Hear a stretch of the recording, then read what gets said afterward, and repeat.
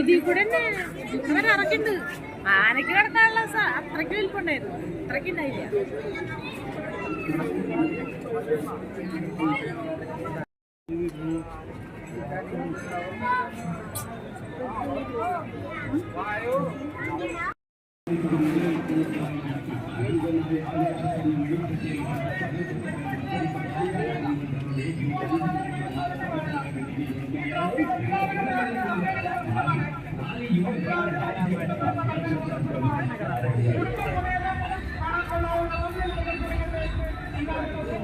നമ്മള് ബോട്ടില് അതില് കയറിട്ടല്ലേ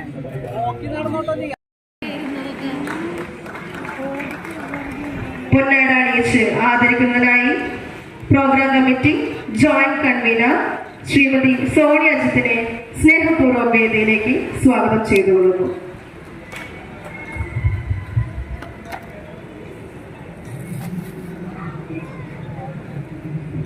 പൊന്നാടണിയിക്കുന്നതിനായി programme committee member Shri Kings മുരളിയെ വേദിയിലേക്ക് സ്വാഗതം ചെയ്യുന്നു. പൊന്നാട സ്വീകരിക്കുന്നത് ശ്രീ തീശപ്പള്ളി രാജീവ് അവർക്കർ.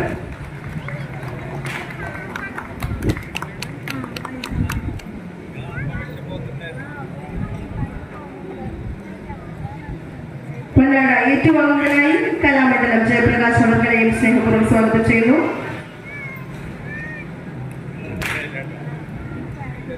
പൊന്നാട അണിയിക്കുന്നത് programme committee member Prajeesh, joint convener ധൻഷ.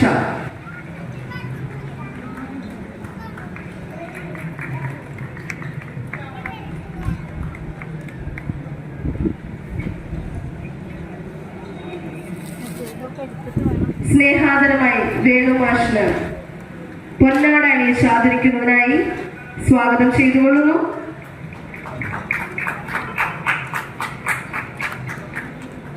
നമുക്കേവർക്കും സുപരിചിതമായ നാറാണത്തു ഭ്രാന്തന്റെ കഥ കഥകളിയായി അവതരിപ്പിച്ച ദേവസ്ഥാനം കളിയരങ്ങ് പെരിങ്ങോട്ടുകരയിലെ പ്രിയപ്പെട്ട കലാകാരന്മാർക്ക് ഹൃദയപൂർവ്വം നന്ദി അറിയിച്ചുകൊള്ളുന്നു.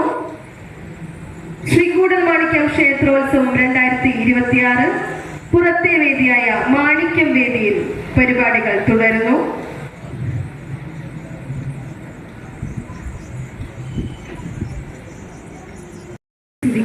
സ്വരജതിയാണ്.